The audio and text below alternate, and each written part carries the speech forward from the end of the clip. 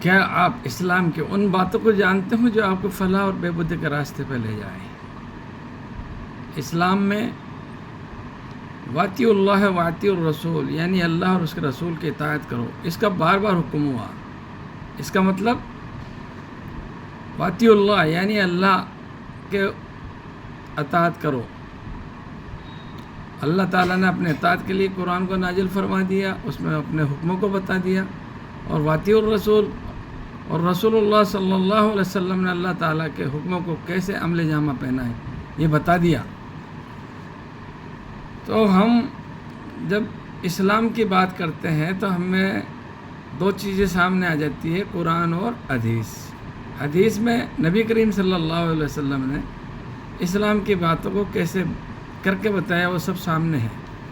کس طرح زندگی جی، کس طرح اپنی زندگی کے ہر پہلو کو رونما کیا، کس طرح اللہ کے حکم کو عملی جامہ پہنا کر لوگوں کو بتایا۔ اور اس کے بعد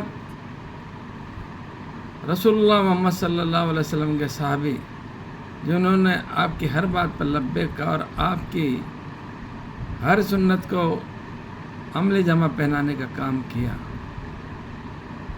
انہی صحابیوں میں ایک معتبر صحابی ہے حضرت سلمان فارسی۔ ایک بار وہ مدین کی جامع مسجد میں بیٹھے ہوئے تھے تو لوگ وہاں آنے لگے، پتہ چلا کہ حضرت سلمان فارسی بیٹھے ہیں، آپ اس ایریا کے گورنر بھی تھے۔ لوگ جمع ہوتے ہوتے 1000 کا مجمع جمع ہو گیا۔ کوئی پوچھتا آپ کی گورنری کیسی چل رہی ہے، کوئی پوچھتا فلاں صوبے کی سیاست کیسی ہے، کوئی کسی اور بات کے بارے میں پوچھتا۔ جبکہ اسلام کے ماننے والوں کو اگر ان کو کوئی بزرگ ملے، کوئی دین کا جانکار ملے، عالم ملے، تو اسلام کی ان باتوں کے بارے میں سوال کرنا چاہیے جو ان کو وہ نہیں جانتا۔ خیر، جب آپ نے دیکھا کہ گپ شپ زیادہ ہی ہو رہی ہے تو آپ نے شروعات کی کہ کیوں نہیں کچھ کام کر لیں۔ لوگوں نے کہا حضرت کیا کام کریں؟ بولا آئیے بیٹھیے، میں آپ کو سورہ یوسف کی تفسیر بتاتا ہوں۔ آپ نے قرآن مجید منگایا اور سورہ یوسف کو پڑھنا شروع کیا، ساتھ میں اس کی تفسیر بتانا شروع کیا۔ جب آپ نے یہ کام شروع کیا تو جو لوگ بیٹھے تھے ان کو اپنے کام یاد آنے لگے، وہ کام جو دنیاوی تھے، جو وہ بعد میں بھی کر سکتے تھے۔ لیکن جب من آدمی کا دین کی باتیں جاننے میں نہیں ہو تو وہ وہاں نہیں رکتا ہے۔ اور یہی ہوا کہ 1000 کے مجمع میں سے لوگ اٹھ کے جانے لگے، آخر میں 100 لوگ رہ گئے۔ 100 لوگوں کو دیکھ کر آپ بولے کہ جب گپ شپ کی باتیں ہو رہی تھی، جب کہانیوں قصوں کی باتیں ہو رہی تھی، جب سیاست کی باتیں ہو رہی تھی، 1000 لوگ جمع تھے، اور جب دین کی بات آئی تو سب کو اپنے کام یاد آنے لگے۔ تو آپ نے اس وقت ایک تاریخی جملہ کہا اور لوگوں کو مخاطب کرتے ہوئے کہا کہ یاد رکھو،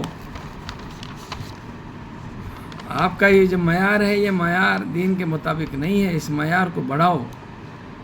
اور تمہیں یاد رکھنا چاہیے کہ اگر قرآن سے جڑے رہو گے تو زندگی شان والی ہوگی، اور زندگی جب شان والی ہوگی تو موت بھی ایمان والی ہوگی، اور قیامت کے دن قرآن سفارش کر کے تمہیں عزت کے ساتھ جنت میں داخل کرا دے گا۔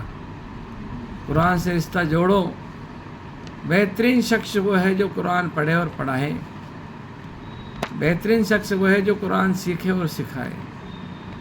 دوستو، قرآن اللہ تعالیٰ نے قیامت تک کے لیے وہ کتاب نازل کر دی ہے جس میں ہر مسئلے کا حل ہے، جو محبت کی روشنی پھیلاتی ہے تو اندھیرے سے اجالے کی اور بھی لے جاتی ہے، علم کا حکم دیتی ہے تو عمل کی ترغیب بھی دیتی ہے۔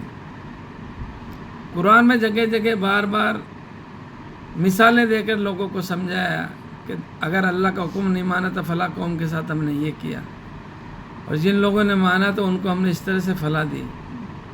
نبی کریم صلی اللہ علیہ وسلم کے واقعات بھرے ہیں کہ کس طرح کم تعداد میں آپ کو کامیابی عطا کی، فرشتوں کے ذریعے مدد کی، ہر طرح سے آپ کو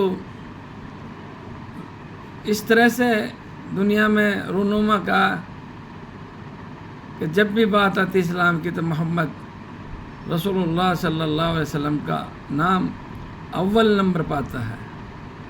بڑے بڑے تاریخ دان نے جب ریسرچ کی، تحقیقات کی، تو جب شخصیتوں کی بات آئی تو آپ نے نبی کریم صلی اللہ علیہ وسلم کو پہلے نمبر پر رکھا، اور ان پہلے نمبر پر رہنے والے ہمارے نبی پر اللہ تعالیٰ نے اپنی کتاب وحی کے ذریعے نازل کی، اور اس کتاب کو ہم چھوڑ بیٹھے ہیں۔ ہمیں اس کتاب کو پکڑنا چاہیے، سیکھنا چاہیے، سکھانا چاہیے، ترجموں کے ساتھ پڑھنا چاہیے، تفسیر سے اس کو جاننا چاہیے۔ یہی وہ کتاب ہے جس پہ عمل کر کے ہم دنیا اور آخرت میں کامیابی پا سکتے ہیں۔ اس کو چھوڑ کے ہم سوائے پریشانیوں میں مبتلا اور بے عزتی کی زندگی جینے کے سوا ہمارے حصے کچھ نہیں آنے والا۔ اللہ تعالی ہمیں قرآن سیکھنے، سکھانے، پڑھنے، پڑھانے اور عمل کرنے کی توفیق عطا فرمائے۔ ویڈیو اچھا لگے تو بھائیوں زیادہ سے زیادہ شیئر کریں، لائک کریں اور کمنٹ بھی کریں۔ آپ ہمارے چینل کو سبسکرائب بھی کریں، لوگوں کو سبسکرائب بھی کرائیں اپنے ساتھیوں کو، اور زیادہ سے زیادہ شیئر کر دیں۔